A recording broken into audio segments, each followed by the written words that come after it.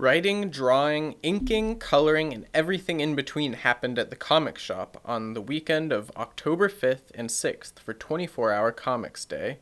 Participants were challenged to produce a 24-page comic within 24 hours. Jamie Smith, who oversees the event in Fairbanks, had this to say about the event.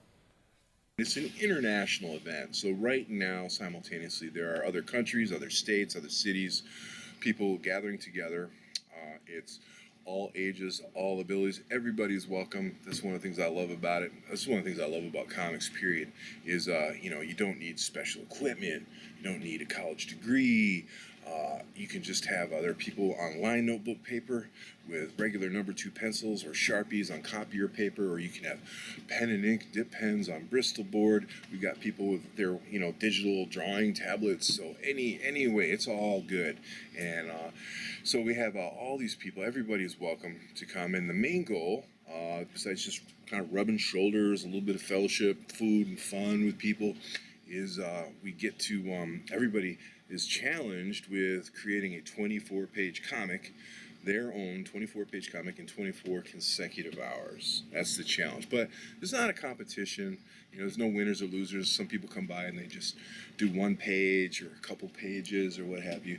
So that's going on around the world. I also talked to UAF art student and participant Shayla Sackinger to talk about her experience with the event and her own journey as an artist. People, lots of awesome art people. You get to just chat it up, learn lots of cool things. I was talking with Alex Bates earlier. I was asking him about tips for going to conventions out of state and banners and what he's done and how he's done his Kickstarters. It's just a treasure trove of information. It's just right there. You can just ask people anything and someone will pipe up. It's awesome. It's a good atmosphere. So I've been drawing as long as I've known, pretty much since I was able to pick up a pencil. It started out where I wanted to share the birds I saw with other people because a lot of people didn't have a pond in their backyard. So I'm like, oh, I'll just draw the birds and show you guys. I started drawing seriously in 2011, and since then just been hitting it. 2015, I started drawing my own comics, thanks to Jamie's comics class. And I'm currently in development of a comic right now. I'm working on the script for it. Not all participants were students. Robin Feynman, an art teacher at Lathrop High School, told me about her experiences with 24-hour comics. Participated many times, slept on the floor of the comic shop. Often drawing comics for school, for my students, or for academic decathlon is a team I've been involved with. But I can never stay up all night because that's just too long. That's too hard. So I'll be sleeping at my friend's house and coming back early in the morning.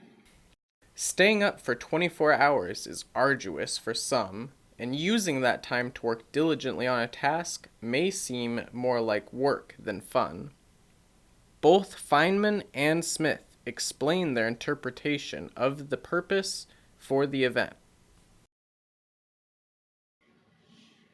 Well, the challenge originally, I think, was for comic artists to get you on the kind of schedule that you need to be on, or that the original comic artists, they would get together and, we need a full comic by the morning. So they would stay up all night drawing a comic.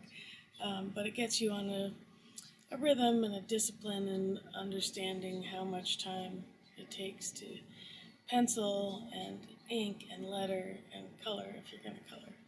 It's a huge time investment and you have to be efficient if you're going to do that as your career. The thing is, one of the coolest things about this is the focus. And you learn how much you can accomplish in that amount of intense, focused time. And it's a kick in the creative pants, because the next day when you wake up, you're like, wow, I just did 24 pages, a whole comic, and a lot of people think oh, I can't do comics, or I don't have the time. But But if you just do an hour here, an hour there, maybe 1 hour in the morning, an hour when you come home at night, um, it'll slowly build up. I only do a weekly cartoon, and I got thousands now. Because I look back over my shoulder at this huge pile of stuff that I've drawn.